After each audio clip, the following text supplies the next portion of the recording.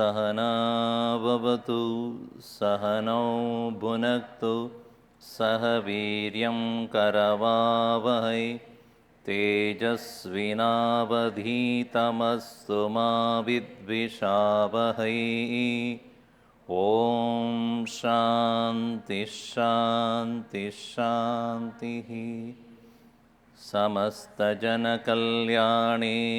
निरतं करुणामयं नमामि चिन्मयं देवं सद्गुरुं ब्रह्मविद्वरम्.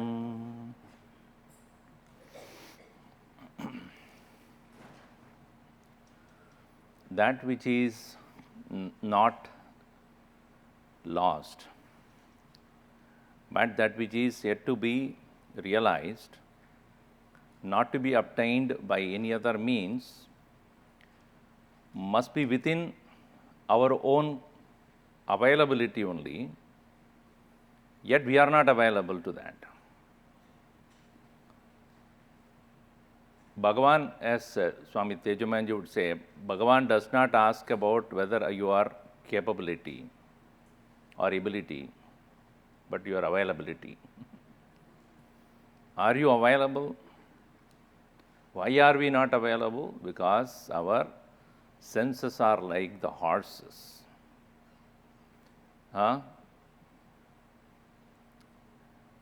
Atmanam ratinam viddhi shariram ratamevatu buddhim tu saratim viddhi manapragrahamevatu indriyani hayanahuhu vishayanteshu gocharan atmendriya manoyuktam bhokta ityahur manishinaha.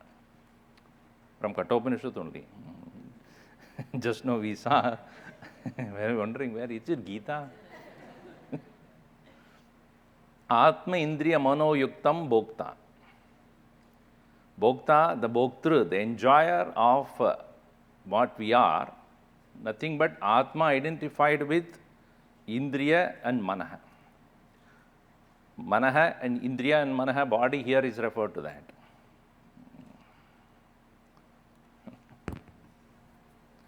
Atmendriya manoyuktam bhokta ityahu manishinaha. Yastu vijnanavan bhavati, yastu vijnanavan bhavati, samanakska sadashudihi tat padamapnoti. Yastu avijnanavan bhavati. One, on the other hand, who is not a man of wisdom, amanaska sada ashuchihi. Without the availability of his mind, therefore impure, na tat padam apnoti. He doesn't reach there. So sadhana is very simple. Looks simple. Now see, if you are not here in this satsanga, where will you be? Ask that question. What you will be seeing? Is some useless serial that is going on in the TV, correct? What you will be hearing, the again useless news only you will be hearing. What you will be smelling or eating, something. Now, you are not doing that at the present moment. Is it not? In other words, the senses, the mind, etc. would not keep quiet. They are to engage in something or the other all the time. If you are not here, you are somewhere else. So, the horses are not to be controlled for too long. The horses can be kept under control for some time, but when they start running, it is decided by buddhihi. Buddhim tu saratim viddhi. Now, if you understand the hierarchy of things, organs are under the control of the mind, mind is under the control of buddhi, and buddhi is an informed intellect, then such an individual tatpadam apnoti. If it is not, so here in the next verse, how the hierarchy is, next two verses we'll see, 10 and 11. Indriyebhya parahyartaha artebhyascha param manaha manasastu para buddhihi बुद्धेरात्मा महान् परः महतः परमव्यक्तम् अव्यक्तात् पुरुषः परः पुरुषान्न परं किञ्चित् सा काष्ठा सा परा गतिः.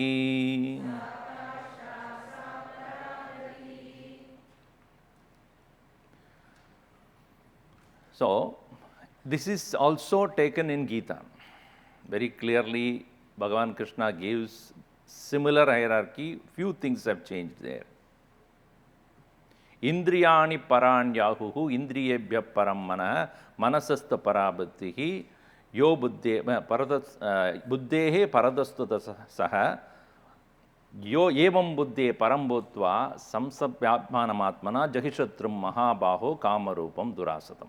That is in Gita. Same idea, but here it is very interesting. Indriyebhyaha, than the sense organs, para, higher is arthaha. So this requires a lot of discussion. Due to our not availability of time, I have to go a little fast on that. It is said the sense objects are greater than sense organs. This is something to be thought about. Where in Gita, indriyani parani ahuhu, the sense organs are higher. So in our perception is what? That the world of objects are there, and sense organs are those which are under my control. Objects are not under my control. Sense organs are under my control, meaning under my volition. I decide. And then that is decided by the mind, mind is decided by buddhi, etc.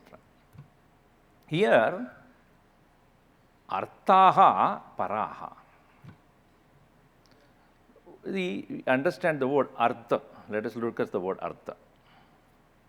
One meaning of artha is vittam, wealth. Artha means wealth. Artha also means, another meaning is anything that we consider as important. Artyate iti arthaha.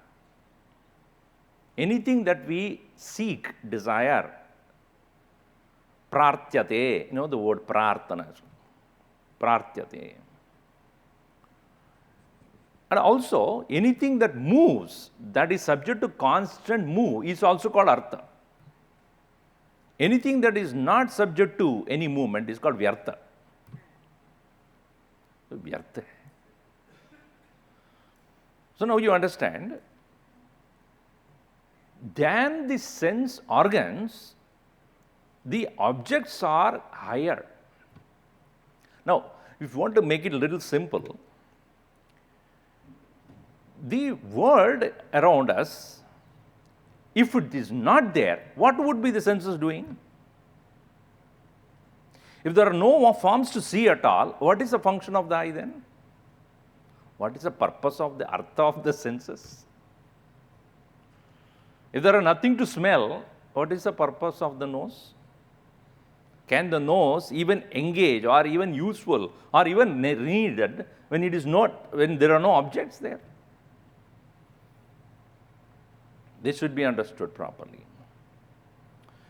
Secondly, if you have studied Vedanta, you will know that the 5 elements, Pancha Mahabhutas, they are, Pancha Mahabhutas undergone a particular process called Panchikaranam. Panchikaranam means what? That is, 5 elements are there: earth, water, fire, air, space. These are called 5. And by subtlety, they are, from space is the subtlemost, and then in the space is air. So it is less subtle. And air is subtler than the fire. Fire is gross. Grosser than fire is water. Grosser than water is earth. This you understood. Now this is called Panchikaranam, means that the space element, including other 4 of them and making a composite whole. This is called Panchikaranam. Similarly, each of the elements having 1/4 of each of the others. In other words, 1/8 of its own part as half, 1/4 of all others. Anyway, so that is how the creation is mentioned in Vedanta. So here especially, which is given here, is the mind is sattvic amsha of apanchikrita mahabhutas, which means the mind has the sattvic amsha of all of them. Apanchik, tanmatra it's called. And eyes, ears, nose, tongue, etc. are the sattvic amsha of each of the elements. From the akasha, the sound, the ears, the ability to hear. From the air, the touch. From the fire, the eyesight. From the smell, from the water, the tongue.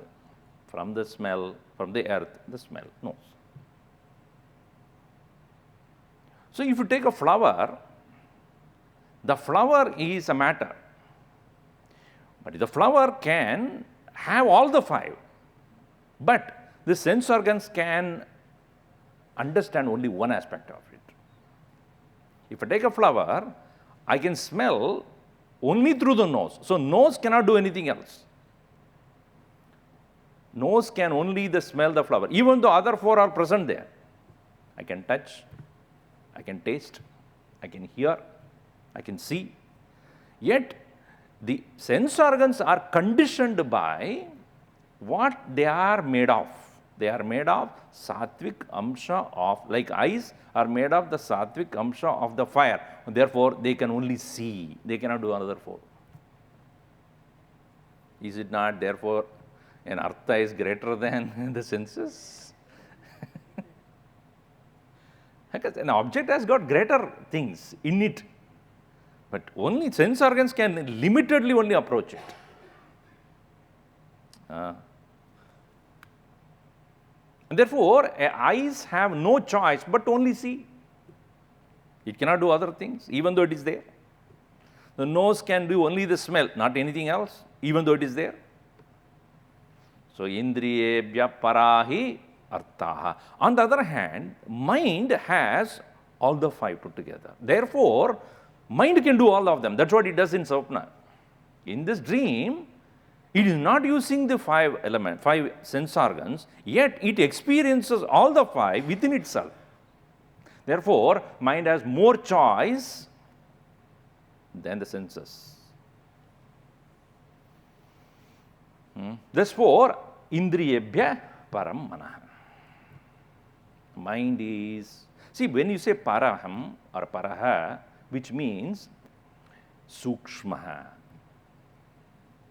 it is subtler than that. 3 aspects of it. Paraha means higher, paraha means sukshma, paraha also means antaratma. Like if you take a tree is seen, but the seed is the antaratma of the tree. Is it not? And the seed is before the tree, therefore it is higher. The seed is sukshma of the tree. From there only it came. If vriksha is a karya, and then the bija is karana. Karana has to be before karya. The effect should be after that karana only. Therefore, when you say paraha, it means sukshmaha. Paraha means higher also, and para also means antaratma, the self of that. So this much, let us proceed on then. So therefore here, indriyebhyaha, than the objects, parahi arthaha. These objects are greater than the sense organs. Now, arthebhyascha param manah. Than the sense objects, mind is greater because mind is a sattvic amsha of the panchamahabhutas, apanchikrita. unmixed in their tanmatra, whereas the arthas are the tamasic amsha of the apanchikrita mahabhutas. Therefore, here we see panchikrita mahabhuta, sorry. So, indriyepya parahi arthaha artebhyascha paramana. What is the purpose of saying this? To say that mind, if it is controlled, you can even control the objects outside. The influence of the objects can also be stopped when the mind is samanasta sada shuchihi. Indriyebhya parahi arthaha artebhyascha param manaha manasastu para buddhihi.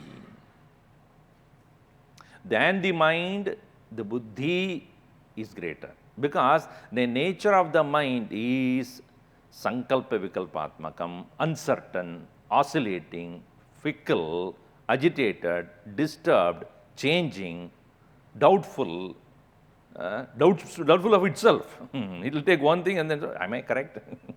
Some people are like that. You look at their face only, you will know. Are you sure? Sort of. Unclear. And that's where most of the problem comes. Why are you not clear about it? One couple went to a lawyer saying, I want a divorce. We want divorce. Why? We always have contradictions. We always, he says something, I say something. We never agree on anything. Since when? For the past 5 weeks. The wife said, no, 6 weeks. Yeah, maybe even in that there is a problem. Manasastu para buddhihi. Why it is said manasastu para buddhihi? See, mind can, as Gurudev would say, mind can travel in the known field only. It cannot go beyond the known field. See, if you close your eyes, want to think about something, with the mind you only think about what you have already experienced. So, smriti janita vritti is mind. Smriti janita vritti. That means the mind is nothing but that which can comprehend about what it has been remembering, what it has experienced. Whereas buddhi too, bodha janita vritti. What is taught? It can be unknown also. So Shruti Janita or Bodha Janita. So that means it can comprehend things which it might not have experienced, but it is being told. When you send your children to school, not that they have any experience of anything, but they were told 1 + 1 is 2. How? That is what it is. It is a buddhi, right? Bodhanam. They have not experienced of 1 + 1 is 2. It is told 1 + 1 is 2. That is called an understanding, a learning, an education, an information. And information is not yet confirmed. So it's only informed, not confirmed. Buddhi, therefore, it can travel into the unknown fields also. Therefore, it has a wider aspect, a greater power, greater pervasiveness. So, manasastu para buddhihi. Buddhehe atma mahan paraha. Mahan atma. So, therefore, here, from the individual standpoint, artha, outside objects, indriyani, senses, mind, which is subtler than that, subtler than the mind is the buddhi. Now, buddhi is the closest we can come to with our analytical thinking. Now, what is higher than buddhi, as Gurudev writes in his commentary, total intellect. Now, when it comes to total intellect, don't think about, oh, so that means all of people's intellect. No, no, no, no. Total intellect means a buddhi which is aware of not just this physical body. Now, let us take a pot. In the pot, there is space. Do you mean to say before the pot, there was no space? When you make the pot, there is a pot space. Before the pot was made, was there space or not? Yes. Where was it? Everywhere. In the same way, the buddhi actually is total buddhi only. But when it comes to operate through a limited individuality, it has taken the position of Jiva Atma, individual buddhi. So this total buddhi is also referred as Hiranyagarbha. So this Hiranyagarbha is a technical word. From the philosophical standpoint, this total intellect is referred as Mahat. And from the philosophical standpoint is Mahat. At the same time, here, Vedantic standpoint, it is referred as Hiranyagarbha. From the religious standpoint, it is referred as Brahma. All the three are same only. This Hiranyagarbha, which is also in the religious parlance known as Brahma, the creator, he has the power to work through everybody. The Brahma is the creator when it is said he is not creating one by one. In our Hindu Shastra, the creation is not one by one. From the fish and then this, then what is it called? Tortoise and then, no. Purusha evedagam sarvam. At once. Because unmanifest to manifest is creation. Not one by one. That's not what is called Brahmano osya mukamasid bahura janyakritaha chandrama manaso jataha chaksho suryo ajayata mukadindrasagnischa pranat vayurajayatana bhya asid antariksham. So it is said that entire Purusha is referred as one who is pervasive at once, not one by one. It is like, as Gurudev would say, when the sunlight appears, it doesn't illumine one by one. At once. Everything in one spread. So the creation is a manifestation of the jivas according to their karmas in different degrees of evolution. They take the bodies. And dissolution is when they all discard their individuality and merged. So here, therefore, Hiranyagarbha is Samashti Buddhi. Vyashti Buddhi is our Buddhi. Samashti Buddhi is Hiranyagarbha. You should understand it clearly, therefore. So here it is, the hierarchy is given, then the artha, the vishayas, the objects. The sense organs are subtle, meaning objects are having more elements, more aspects. Then the objects is the mind, then the mind is the buddhi, then the buddhi is total intellect. Now, therefore, this total intellect, when we say that which is operating through all various beings, all beings put together. In a company, in an organization, where the CEO of a company is making a decision. What does it mean?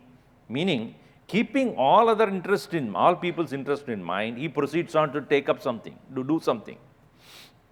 Some may agree, some may not agree. That's a different thing. But the organization as a whole moves forward because of the total buddhi.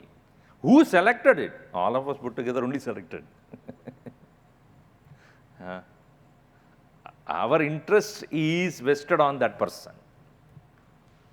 In the same way, the total intellect is one operating in and through every individual. Individually we are individually known as the jiva, and that collectively that total buddhi is Hiranyagarbha. And now, then the Hiranyagarbha, the total intellect, is the Maya, the Prakriti. So that is called Mahata Param Avyaktam. Vyanj is to manifest. Vyakti, a manifested being.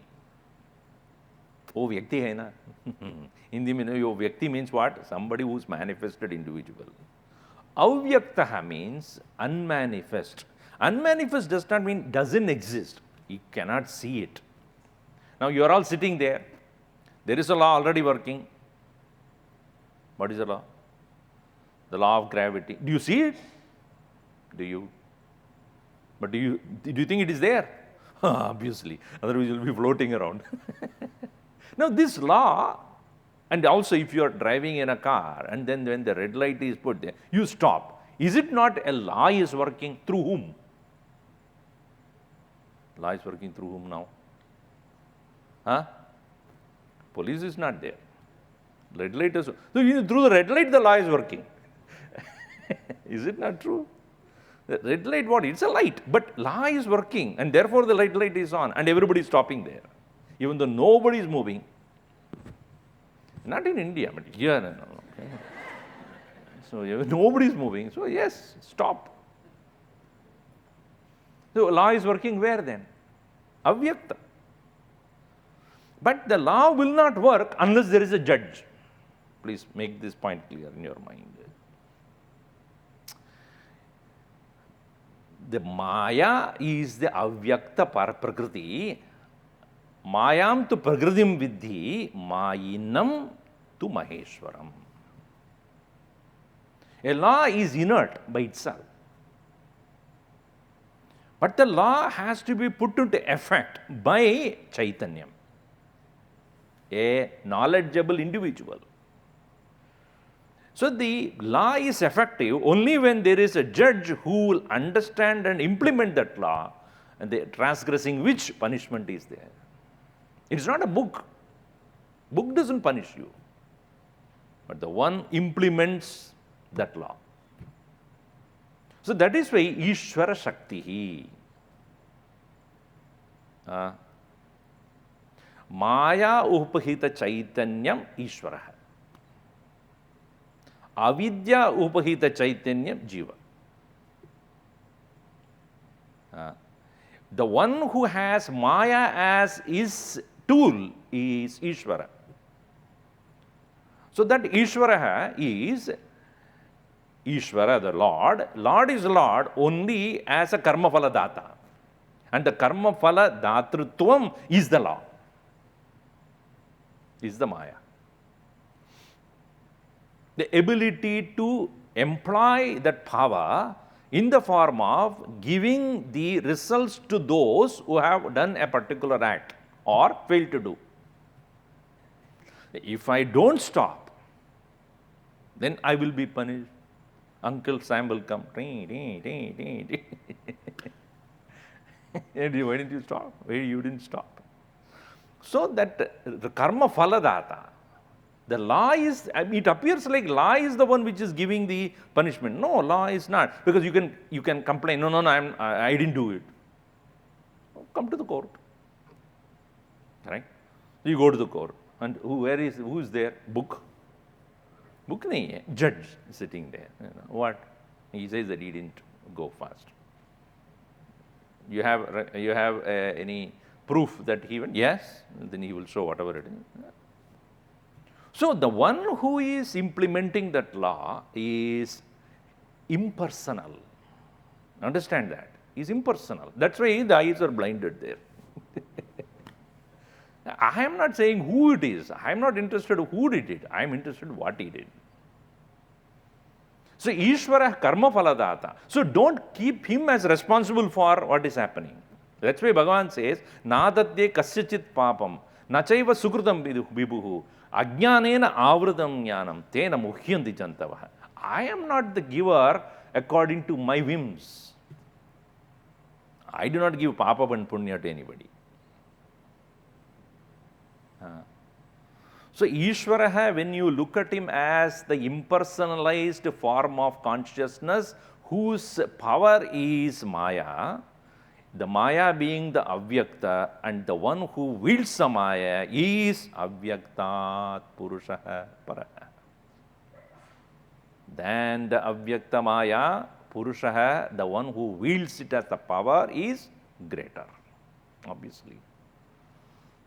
Purushaha means one Puri Shayanat, one who is abiding in the Puri, in the body, as the individual self, as well as the one who is as the God of the universe. We as individual, see, for example, this physical body and everything is there. And there are many elements, 5 elements are also working, right? In our body, it's also earth is there, water is there, fire, air, space. Are we not, therefore, because of the presence of the consciousness here, all of them are working or not? We don't know how many are there, how many quantities of earth is there, how much quantity of water is there, how much quantity of air is there, everything. Fire is also there. Is it not working because of its presence? Sun is the fire. That is working because of the presence of Ishvara.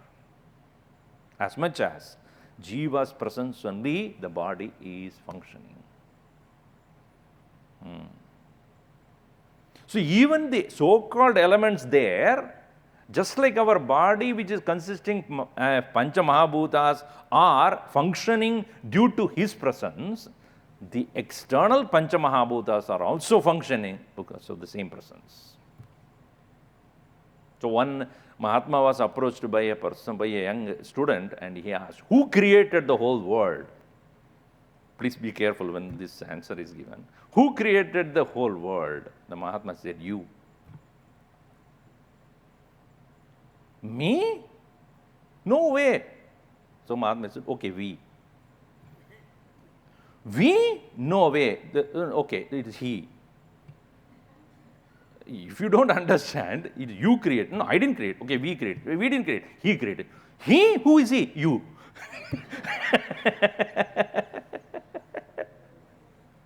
He is you.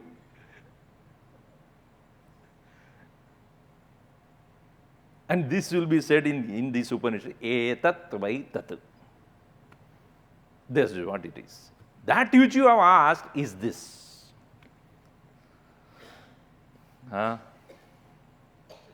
Now you see, when we see a dream, the dream, when we are, many things we see, there's a building there, there you're going about, going to a restaurant or going to a party and eating something, listening to some music, dancing at all these things you see here.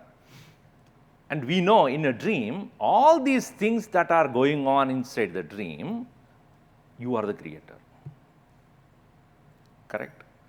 But even as you are seeing those things, all those things are happening, you the creator, at that time I don't remember. Obviously, when I don't remember, I'll wake up. At that point, when everything is going on, I don't remember that I am the creator. So where is the creator at that time? Of that dream? Where is the creator? Now the creator is the one who is seeing the creation. Isn't that true? In the dream, even though I am seeing everything, the seer himself is the creator of all that is seen. So he is hidden as though. Where? Not anywhere else. In you, the seer. Therefore, in the next verse, so beautifully it is put, Esha sarveshu bhuteshu. Before we do that, the previous verse also said, Avyaktat Purusha Paraha Purushat Param Na Kinchit. Ishvaraha, with Ishvara is Ishvaraha, only when he has the power called Maya. Maya Upahita Chaitanyam Ishvaraha, Maya Rahita, Upadi Rahita Chaitanyam Purusha. Ishvara is Purusha plus Maya. When the Maya, the element is not there, who is he? Satchidananda Brahma only. He has taken the role of being Ishvara only for this, with respect to the world. And that Maya is not there with the meaning. In the absence of that Maya, who are you?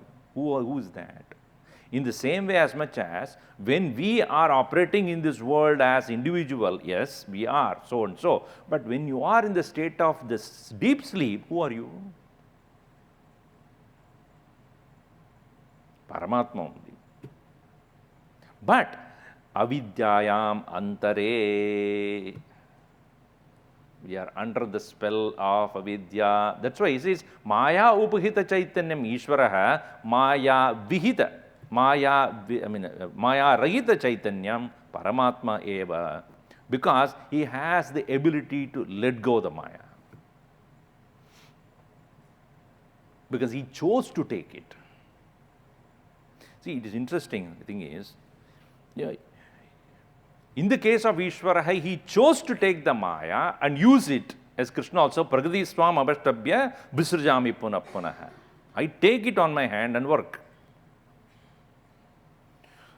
In our case, this avidya, we are not able to chod nahi sakta hai. We are not able to leave it. It is interesting that even though the Shastras again and again and again emphasize the fact that you are Brahman only, hoga. Prove. Now tell me, who told you that you are the body? Kaun bataya? Is it not that we have taken it upon ourselves as, this is me? We have taken our thoughts of anger, lust, passion as me? Who told you that? What is the proof that you are the thought? You tell me that first. What's the proof? You are the thought. Prove me. Which thought you are? From morning till evening, so many thoughts have come and gone. Which thought you are? If you are one of the thoughts, what happened to others? Did you not leave it? Huh? Did you leave it or not? Are you occupied with only one thought? Then you will have to be admitted in the nearest.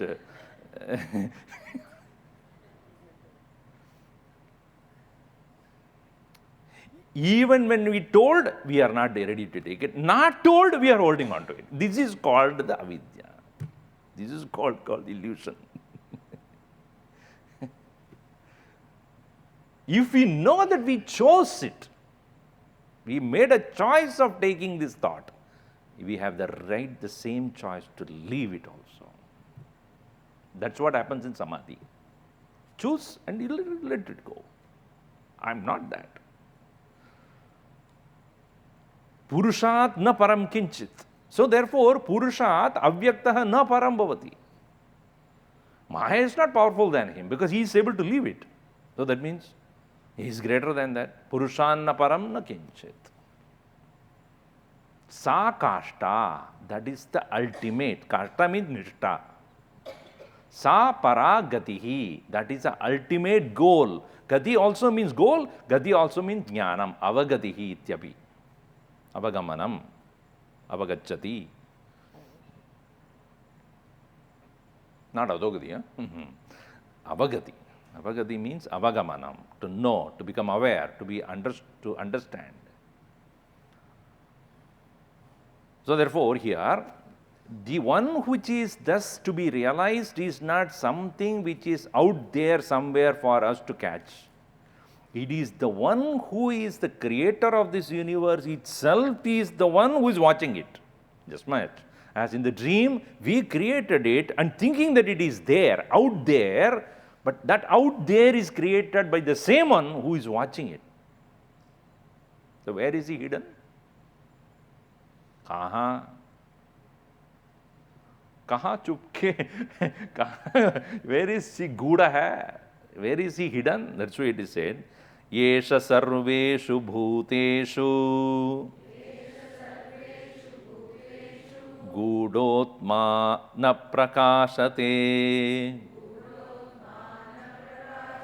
drishyate tvagraya buddhya Sukshmaya Sukshmadarshibhihi Sarveshu Bhuteshu Gudaha. This good, all these Gujaratis like so much. Good. Right? Good means what? Very good. Guda means guhyam. That guh means to hide. Guda, hidden. Guda atma. A sarveshu bhuteshu guda. It is hidden in all beings. Even in the so-called jada vastu, see, look at a flower.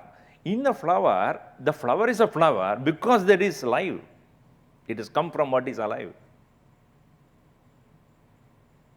In that very flower which you are watching, the Chaitanya in the consciousness is there, but not having the means to express itself. So that is why when I see a flower, drishta or perceiver is me, perceived is that flower. Is it not? Perceiver is the flower, me. Perceived is flower. What is the connection between the perceiver and the perceived? Both of them are at the same level of awareness. Otherwise, you won't see it. Therefore, the awareness is present in the form of an expressed form of knowing, and in that very object which I am perceiving, in it is unexpressed form there. I can see, it cannot see me. You see? I can see. I can see the tree. Tree cannot see me. You see me and I see you also. We are in the level of awareness where both of us are able to know each other at that level where your awareness expressing as you, my awareness expressing as me, we are able to connect with each other, communicate with each other. It is available in all of them. Esha sarveshu bhuteshu gudaha atma. Interesting, the word atma, another definition. Some people say it is gudaha, a double avagraha is given, right? If it is not, it's called atma. Atma. Tma in Sanskrit means dark. Tamasa, tamas. Atma means that which is not tamas. Prakashaha ityartha. Atma prakashakaha. One which is not of the nature of darkness. So here, na tamyadi iti atma. That which is not subject to darkness. So atma is that gudaha parantu prakashakaraha. You are hidden, but you cannot stop its brilliance. Just like you see on a day when it is cloudy, you may say, aaj to sun nahi hai. How are you seeing then? Ganachanna markam ganachanna drishtihi. You see the cloud also because of the presence of sun only. And cloud is covering the sun. Seriously?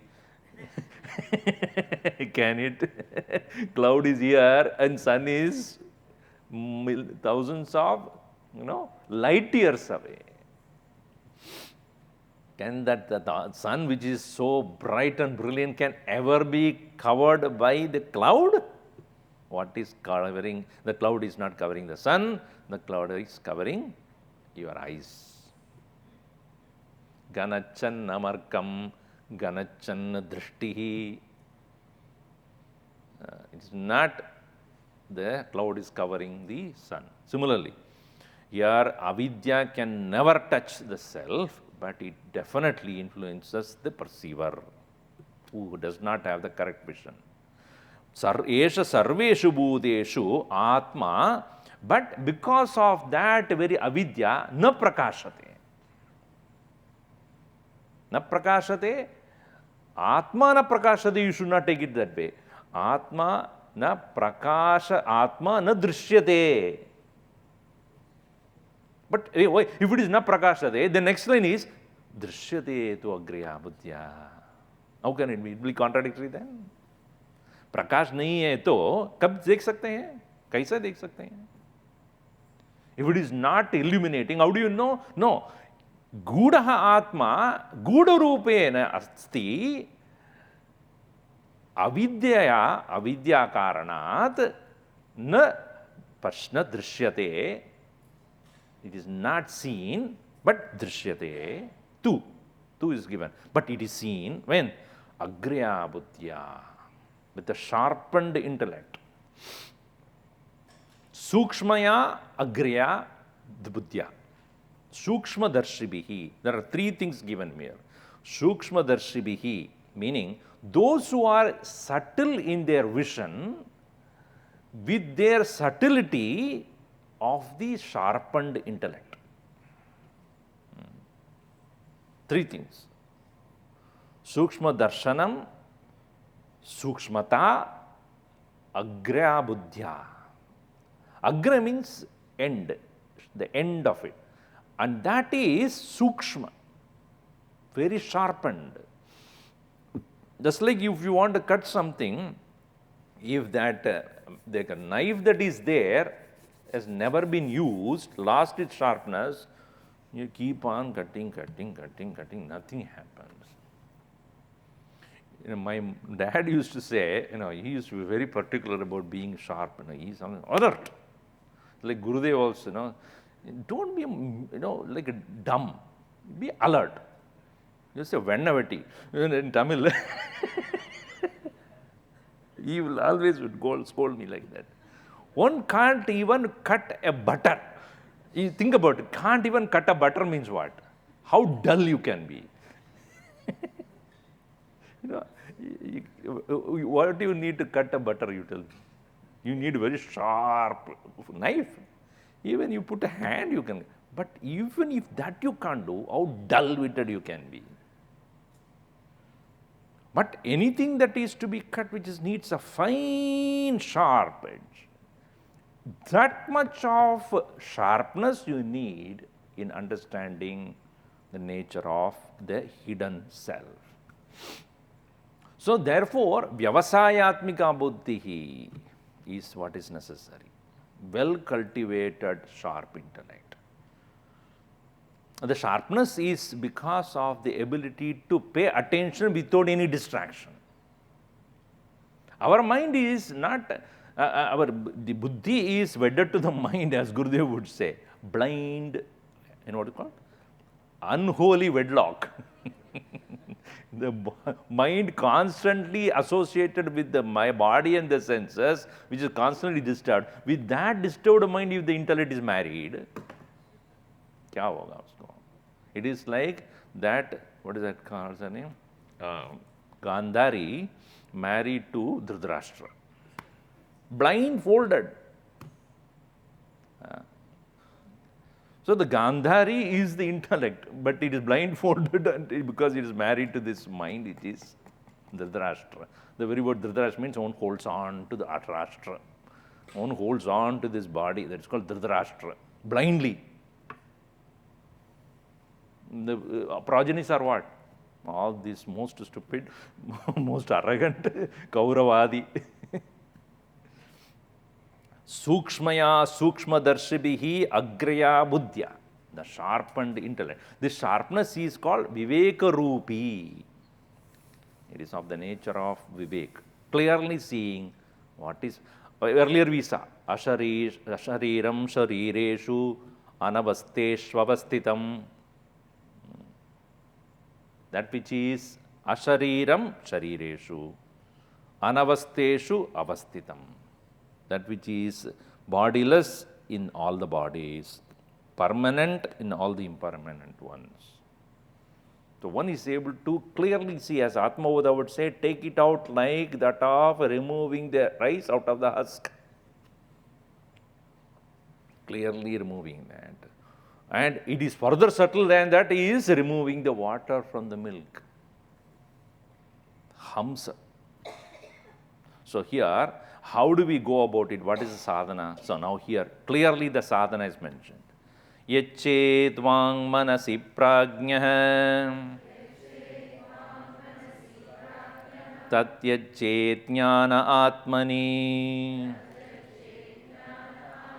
jnanam atmani mahati niyachet tatyachet shanta atmani. Prajna viveki purusha dhira. A person who has got the correct understanding of this nature of the self, manasi, dirgha is written, actually it is harsha prayoga, manasi, harsva. In the mind, vak includes all the indriyas. Sakala indriyani, yachet. Yachet means samharet, upasamharet, merge. Speech should merge in the mind. Speech includes all senses. All sense activities, this is a beautiful verse for meditation. Let all the activities, eyes, ears, nose, tongue, skin, speech, hands, legs, reproductive organ, anus, all the 10 sense organs should be merged into the mind. Echet, samharet, upasamharet, manasi, in the mind, vak, sarvendriyani. Let all the senses be slowly withdrawn into the mind. With the mind alone, they have the ability to move forward. Withdraw the support. Here the control is not after the horse stops going and then put a stone wall in front of it. That's what we do. It is not after the horse started moving, you put a wall in front of it. No. Hold it there. Don't give the power. That's why horsepower. In our car also, they don't say buffalo power or in a pig power, no, horsepower. Ashwa is also. Don't put the accelerator there. When do you use the brake? Only when it started moving. Don't give the accelerator. Park it. So the mind, into the mind, the entire sense organs should be withdrawn into. But the mind itself, it's not, mind itself should be taken to what? Tad yachet, manaha yachet, manaha samharet. Where? Jnana atmani buddhau. Into the intellect. Meaning, let the thoughts be merged into understanding. Let the activities of the senses to be merged into the mind. The thoughts of the mind should be merged into awareness, the thinking, understanding. That unless I allow, the buddhi, the thought would not move. Meaning, from the object of the thought, come to the subject of the thought. I am seeing a flower. I am seeing a flower. There are 3 things happening. I, seeing, flower. No flower. I am seeing. No seeing. I am. So, the I am is still a thought only, still a subtle thought. I am. But when I engage with the mind, I am seeing. Then the mind which is engaging through the sense organs, seeing the flower. Flower is removed, not physically. Flower is not seen, eyes are still there. Seeing is happening. Seeing is to be stopped, I am, buddhi. Then come to I. So, yachet vak, yachet samharet sarvendriyani manasi. Prajna hai, purusha hai. Tad manah samhared buddhau jnanamatmani buddhimapi niyachet. Again you move the buddhi also into what? Mahati. We have seen that mahati means what? In the total awareness. This buddhi which I have in the individual buddhi is none other than the expression of the total intellect. At the present moment, it is only a conceptual. This intellect that I am here engaging in is nothing but an aspect of the total intellect with which the Ishvara is functioning there. And with that very buddhi, the total buddhi, mahati, where to be taken into? Tatyatej shanta atmani. The total intellect should be merged in the peaceful self. The peaceful self means here means the Paramatma who is present in me, but that very Paramatma is what? Sarveshu bhuteshu guda atma. It is the same in which is hidden in all. So Mahati means Pradamaje, Brahmana, that in that Brahma, the Hiranyagarbhe, and then from there, Sarva Buddhi Sakshini. It is that which is Paramatma is one, Sarva Buddhi Sakshini, the one who is present as the witness in all of them. So, what is the call of the Upanishad? First of all, get up. Uttishtata Jagrata Prapyavaran Nibodata Shurasya Dara Nishita Duratyaya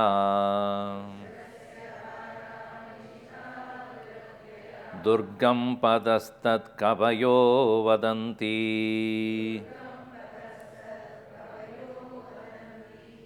Ut Tishta. Gurudev used to say, Ut, get up and stand. Then wake up. Because when we are, sometimes when we are lying down on a bed in early morning, or not early morning, don't open your eyes. Get out of the bed. Roll up your bed or close. Then Jagrada. If you wake up without getting up, very likely you will go back to sleep. So don't get up. I mean, don't wake up. Get up and then wake up. That is Uttishtada, then Jagrada. Here it means from the impurities of our mind, let us first of all get out. Then awakening will take place. Then get to know. See, without the impurities gone, even if one has the most competent teacher, will not understand. That Jagratvam, Jagaritvam will not happen.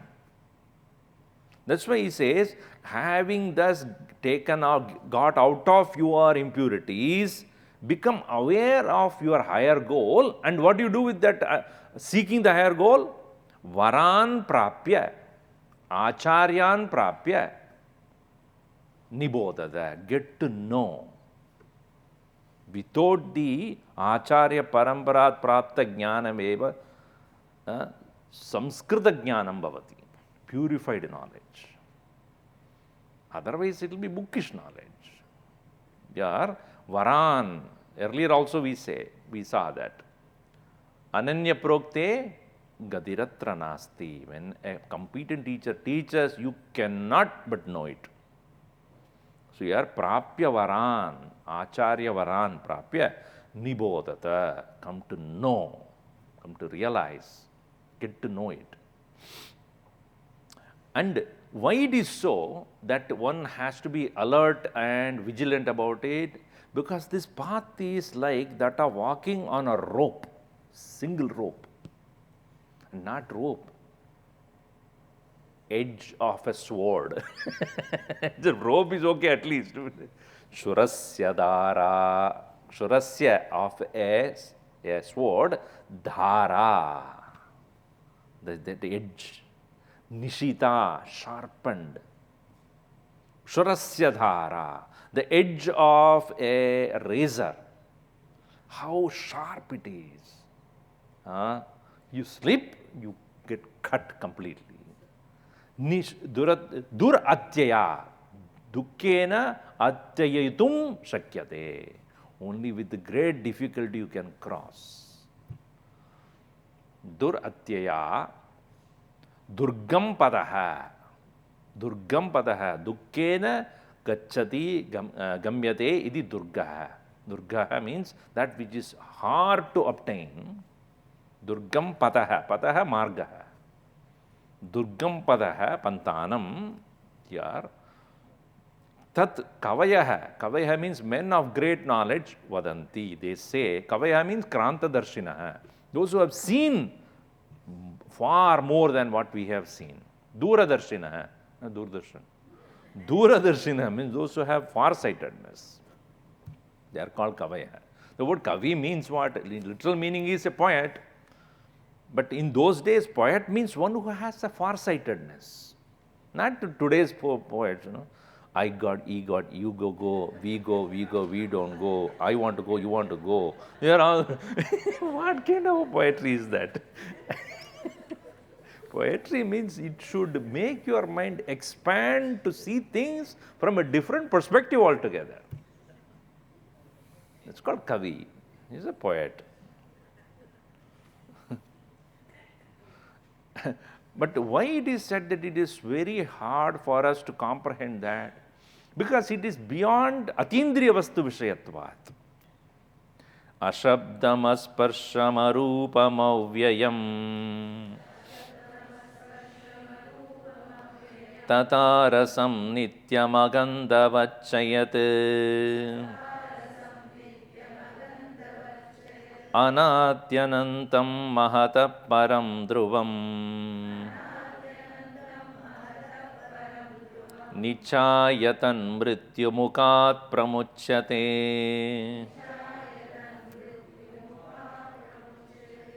Ashabdam, not subject to be heard, cannot be heard. By merely with the ears, you cannot hear Ashabdam, because he's taking in the same, right? First is Akasha. Akashasya guna hai, Shabda hai, Asabdam. Asparsham, Vayuoho guna hai, that is Parsha. Asparsham, Arupam, Agnehe gunam Rupa hai, Arupam. Avyayam, it is undecaying. Then Arasam, Arasam means Apasya, Abdehe guna. Of the water, the guna is taste. So Arasam, Nityam, eternal. Agandaha, Prithvi, that is boom, the quality of the bhu, Prithvi, Prithivya guna. That is Prativya guna, hence the nature of or the guna of Prithvi is smell, Gandha. So it is not sound, not touch, no form, undecaying, nakshiyate, avyam nagachati, arasam. Oh, Swamiji, I like rasam. Rasovai Brahma is also said in Taittiriya Upanishad. But that rasam is not what you are talking about. Arasam, it is not a taste, it cannot be tasted. Nityam, Etshiyate tad anityam, nakshiyate nityam. That which is subject to change is anityam. So, agandha, which has not a smell, yat anadi, anantam. Anadi means yasya adi na vidyate, idi anadi. Yah na anadi, nyasya na adi, that one meaning is that it does not have any its own beginning, na karanam ityartha. Na adi means what? Yah na yasya na karanam asti, that does not have any karanam adi. Yah tu na karanam anyasya, it is not a karana for anything also. Because anything that is born out of something becomes karya. And karya finally merges with karana only. See, if the wooden table is there, this is made of wood. Wood is nothing but earth. When you burn, what happens to it? It goes back to earth. That is where it came from. That which does not come from any karana, where does it go? Anantam. That's why it's anadi anantam. अंत जिसमें नहीं है, जो जिस ये वस्तुओं को अंत है, उसके कारण में लय होना, कारण में लय होना ही उसका अंत है. Anything that is an effect, final end of the effect is to merge with its own cause. Where that it does not come from any karana, it is not a product of something, cannot find an end itself. So it is anantam. Tasmat anantam iti katyate. Anadi anantam mahataha param. It is beyond the total intellect. Mahataha Hiranyagarbhat Param. Dhruvam, that is changeless, subject to no change, constant. Nichaya avagamya, having understood very clearly, saha, a person who, tad nichaya, having understood that, what is the very phala of this knowledge? Mrityumukat pramuchyate. From the jaws of death, he becomes free. What is jaws of death? The jaws of change, or karma phalat pramuchyate. Janma, mrityu, jara, vyadi, maranat, or janma, mrityu, jara, ityadi, lakshanat pramuchyate. Becomes free of birth, old age, death, etc. In other words, samsarat pramuchyate, amrutatvam adhigachyati ityartha. It reaches the state of immortality. So, the understanding is that this is not subject to be perceived through any of the senses. That's the reason why it becomes subtler and subtler. See, if you tell a child, for example, this is red, this is black, this is white, this is green, this is blue, it can comprehend that, right? So, you can say red is this, color is red is this is blue, this is green. So, it is able to see. This is sound, this is silence, this is also possible. This is good smell, this is a foul smell, possible. This is a good taste, this is a bad taste, possible. All these, this is hard to touch, and you give a cloth, it is soft to touch, it is possible. Now, the child moves from that condition of learning everything by experiencing physically, then you have to teach about good and bad. Now, how will you show? How will you show good and bad? Is it possible for the child to comprehend it as a form? That's why we put sorrow. That is possible only from the facial expression. Good and bad is not a facial expression. How will you put a facial expression of it? Happy and sad you can. Good and bad? Ravana, you bad. And Rama, so good. But nowadays Rama also looks like Rama, but actually they are Ravana. So then what will you do with them? You know, it is interesting. Both are starting with a Ra, but ends in wrong. Isn't it? Ravana, Rama. Beginning everybody is okay. The end is the problem. Anyway. So, how will you say good and bad then? So, it becomes subtle, right? So, the mind of the child also made to become little more subtle for understanding something which not belongs to the body or the senses, not belong to the mind and emotion, belong to the intellectual concept of good and bad, right and wrong. Further than that is Nitya Anitya. As I said, if there is a plastic flower there, I know there is plastic flower. Is there a plastic flower? That is Nitya or Anitya? Is it real or unreal? See, by definition, real is that which is permanent. Unreal is that which is temporary. Now tell me that is real or unreal. Kya hai wo? Real or unreal? Real? No. Unreal but permanent. Even that is difficult for us to understand. What is real and what is unreal? Now, for our understanding, is body is real, Atma is unreal. This is ulta ho gaya abhi. Actually, it is Atma is real and this is unreal. What I see is real and what I don't see is unreal. That is what people understand as. But what is the truth here? What you don't see is real, what you see is unreal. That requires much more subtle understanding. That's why the sharpness of the intellect is called for. So this what is spoken to Nachiketa. Nachiketamupakyanam mrityu proktam sanatanam uktva shrutva cha medhavi brahma loke mahiyate. Nachiketam, Nachiketasa praptam. This jnanam which is being obtained by Nachiketa, Nachiketam, mrityu proktam, mrityuna proktam, spoken by mrityu, sanatanam jnanam, that knowledge which is eternal, that is akhyana, upakhyanam. This discourse is uktva, shrutva. Uktva means having spoken by a teacher, or the teacher who is speaking to it, shrutva, having heard from a teacher, medhavi, dhiraha, a person who is able to retain that knowledge, brahmaloke, even if he goes to brahmaloka, he will be glorified there. आप कठोपनिषद सुना है क्या नहीं? हाँ जी, हाँ याद आओ. आप नहीं सुना? चलो चलो चलो चलो चलो जरगनी जरगनी जरगनी आप यहाँ भी हैं. कठोपनिषद लेकर you learn Kathopanishad, come here. Mahiyate, kirtayate, he will be glorified. So upasya bhavati, Shankaracharya is. He becomes a party of worship because he has gained this knowledge which was given to Nachiketas by Mrityu.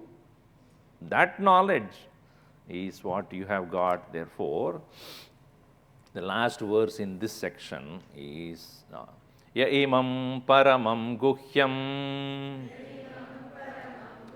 shravayet brahma samsati prayata shraddha kaleva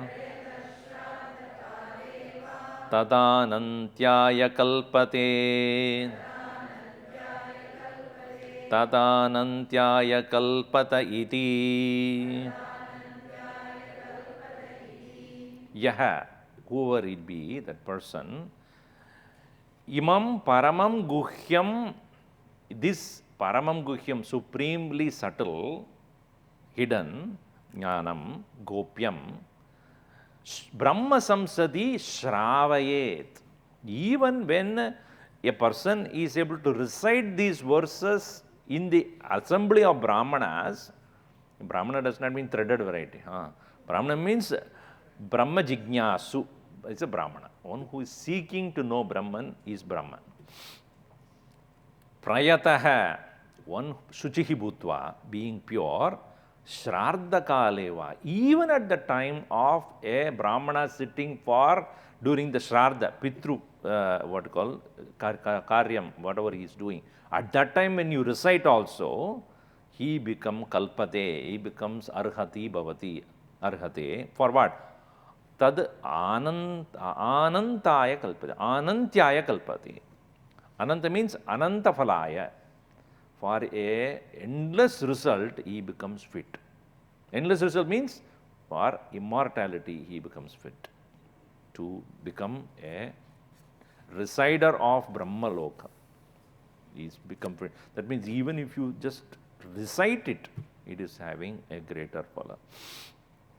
So this particular verse, chapter is over. According to Gurudev, chapter 1 is over, complete.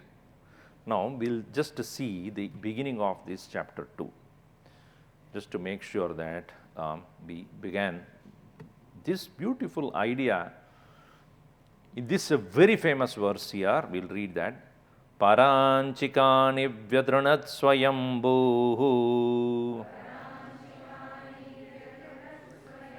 tasmat parang pashyati nantaratman kaschiddirah pratyagatmanamaikshat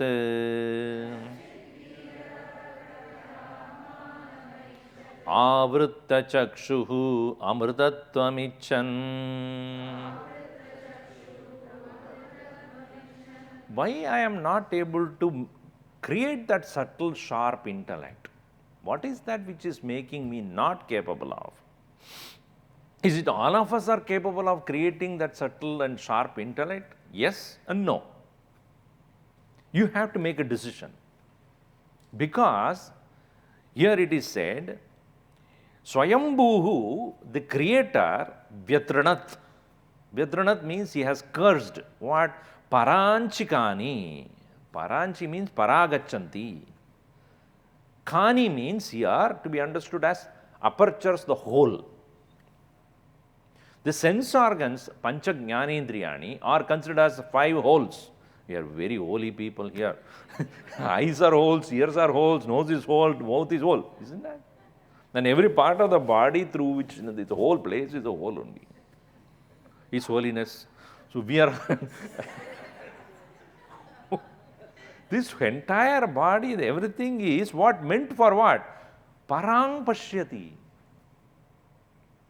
Always they see outside only, tasmat. Because they are meant to be, they are cursed, they are actually manufactured to externally oriented. Extrovertedness is the nature of the senses.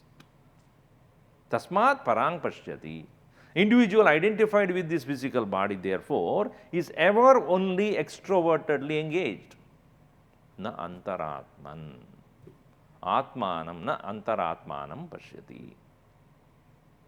So what is the effort that, what is this? Remember we had Shreyascha, Preyascha, both of them coming to Shreyascha, Preyascha, Manushyame Tau Samparitya Vivinakti Dhira. Clearly he distinguishes. This discrimination is for what? Kaschid Dhira. A rare one. There also Dhira is the word used. And there Dhira means a person who has taken a decision. Dhi asti, the Dhira. What does he do? Pratyagatmanam aikshat. Aikshat means it's a past tense. Aikshat is sa, but here to be taken as pashyati. Atmanam pashyati. Pratyagatmanam pashyati. Inner self he sees. How? Avritta chakshuhu. The eyes turned within. Attention turned within. And why should he change attention to oneself? Amrutattvamichan, desiring immortality. So unless the individual has a desire to free oneself to become eternal, immortal, this turning away the attention to one's own self will not happen. And Gurudev used to say, and here also Shankaracharya puts a beautiful point, it is like kaschid, it is rarely like a river turning to its source. Vyavrutam. Kaschid nadyaha pradisrota pravartanamiva. Towards going to its source. That's why in Uttarakashi, the water, if you see, it is coming from the north, it turns and goes back. Kashi as well as Uttarakashi. In both the places, the Nadi as though takes a turn. That's why I will often would say, U-turn.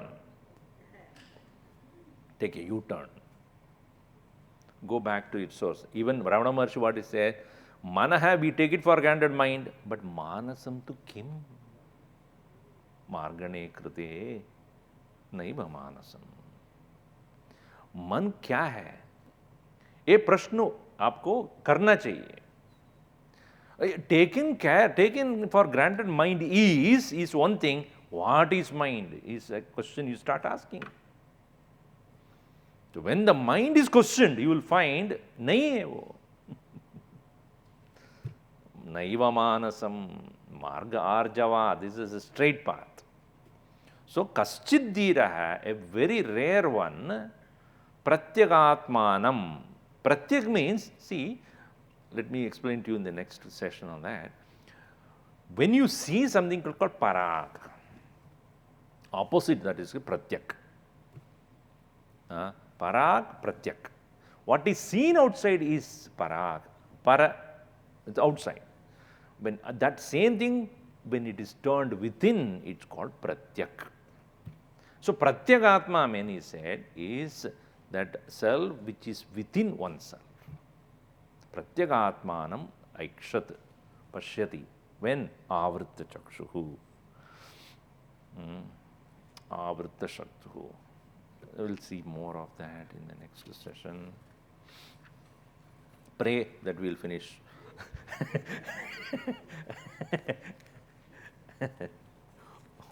Om sarve bhavantu sukhinah, sarve santu niramaya, sarve bhadrani pashyantu, ma kaschid dukkha bhave.